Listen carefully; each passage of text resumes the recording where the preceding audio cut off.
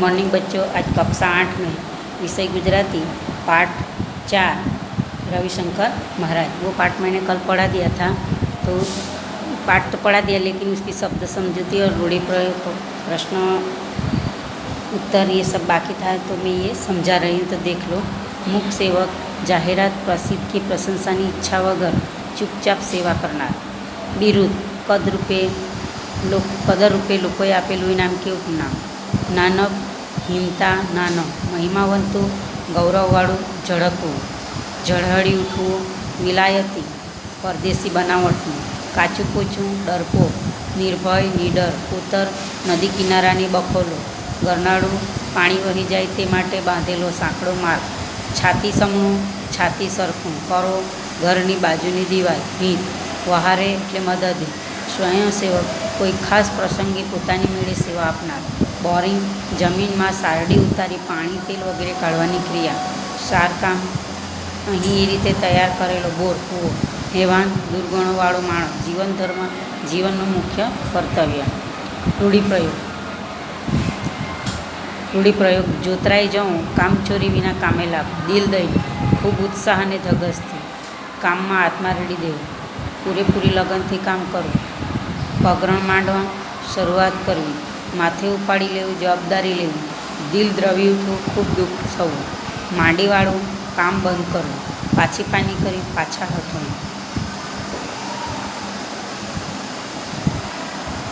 अभी हम अभ्यास देखते हैं प्रश्नोत्तर।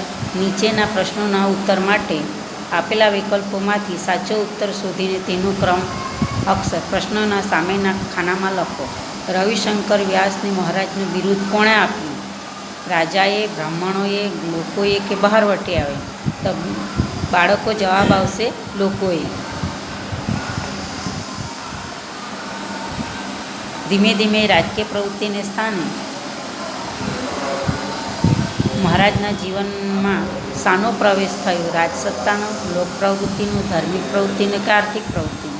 તો બેમાં જવાબ આવશે કે ધીમે ધીમે રાજકીય પ્રવૃત્તિને સ્થાને મહારાજના જીવનમાં શાનો પ્રવેશ થયો? તો લોક પ્રવૃત્તિનો। 3 રવિશંકર મહારાજને માણસાઈના દીવા કોણે કહ્યા? ગાંધીજીએ, ઝવેરચંદ મેઘાણીએ, મહેન્દ્ર મેઘાણીએ કે ધીરુભાઈ? તો રવિશંકર મહારાજને માણસાઈના દીવા કોણે કહ્યા? ઝવેરચંદ મેઘાણી। હવે પ્રશ્ન નંબર 2માં જુઓ। નીચેના પ્રશ્નના ઉત્તર એક એક વાક્યમાં આપો। બાળપણમાં રવિશંકર મહારાજનો સ્વભાવ કેવો હતો? તો જવાબ આવશે બાળકો કે બાળપણમાં રવિશંકર મહારાજનો સ્વભાવ સાહસિક અને નીડર હતો। મહારાજ કામ કરવાની કઈ ખૂબી ધરાવતા હતા? તો મહારાજ કોઈ પણ કામ લેતા તો એ કોઈ પણ કામ હોય પરંતુ એ સ્વીકારી લેતા, અને મૂંગા કામ કરવું એ એની ખૂબી ધરાવતા હતા। જોગણ ગામમાં મહારાજે શું જોયું? જોગણ ગામમાં મહારાજે નરી ગંદકી અને ગરીબાઈ જોઈ। મહારાજ મુખ સેવક તરીકે શા માટે જાણીતા છે? કે તેઓ કોઈ પણ કામ કરે તેની પ્રસિદ્ધિ કે પ્રશંસાની ઈચ્છા વગર ચૂપચાપ સેવા કરે તેને મુખ સેવક કહેવાય।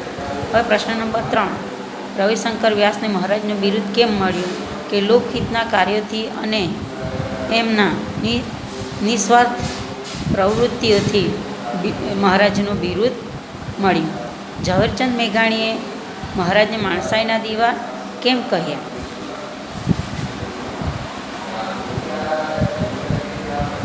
કે મહારાજે કોતરોમાં ભમી અનેક બહારવાટીઓને સુધારવાની પ્રવૃત્તિ કરી। આથી જ તો ઝવેરચંદ મેઘાણીએ એમને માણસાઈના દીવા કહ્યા। મહારાજ કઈ આપત્તિ સમયે દોડી જતા? મહારાજ કોલેરા ફાટી નીકળ્યો હોય, રોગચાળો ફાટી નીકળ્યો હોય ત્યારે ગરીબી અને દુઃખી લોકોની સેવા કરવા। પૂર આવે ત્યારે, નદીઓમાં વધુ વરસાદ થવાથી પૂર આવે ત્યારે, અને શહેરોમાં કર્ફ્યુ ફાટી નીકળે ત્યારે રવિશંકર મહારાજ એ આપત્તિઓના સમયે દોડી જતા। હવે સ્વાધ્યાયના પ્રશ્નો છે, જુઓ।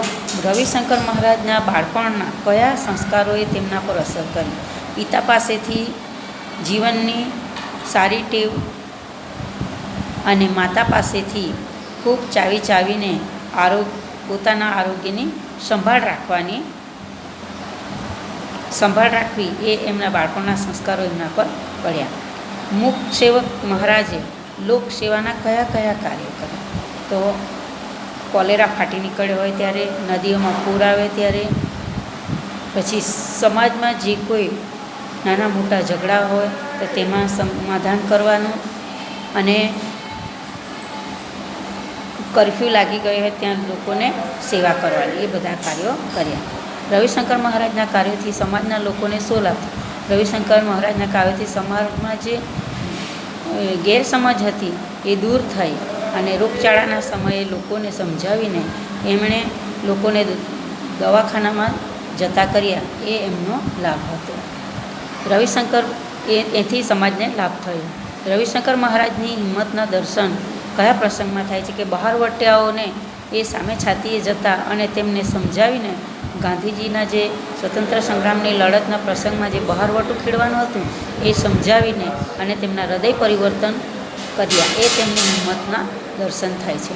રવિશંકર મહારાજના જીવન મંત્ર શું હતો? કે રવિશંકર મહારાજના જીવન મંત્ર કે લોકોની સેવા કરવી અને એ સેવાની પ્રશંસા ન થાય એ રીતનો મૂંગા મોઢે સેવા કરવી, એ એમનું જીવન. મહારાજ શબ્દના જુદા જુદા અર્થ.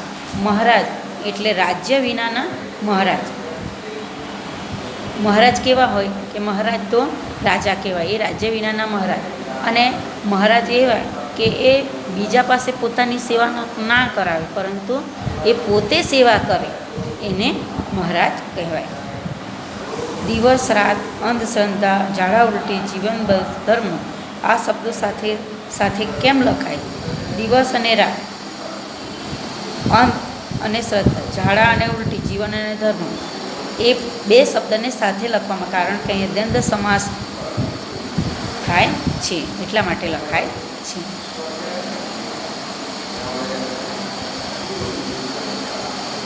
પાઠમાં વપરાયેલા શબ્દો ગામડે ગામડે કાચો પોચો જેવા શબ્દો બીજા શબ્દો શોધીને લખો અને આ શબ્દોનું વાક્યાંકન કરો.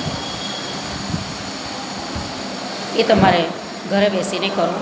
હવે નીચેના કોષ્ટકમાંથી અર્થપૂર્ણ શબ્દ આપ્યા છે, એ પણ મેં અહીંયા ટીક માર્યા છે, એ જોઈને તમારે શબ્દકોશમાં શોધીને આમાંથી શોધીને લખી લેવા.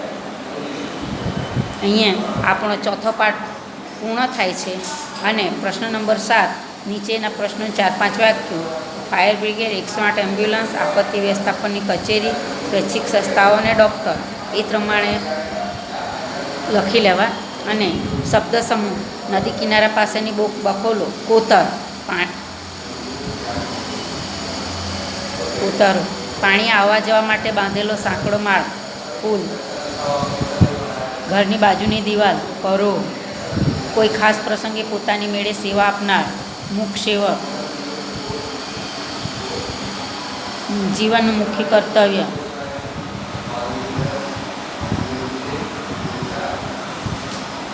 જીવનનું મુખ્ય કર્તવ્ય, જીવન ધર્મ,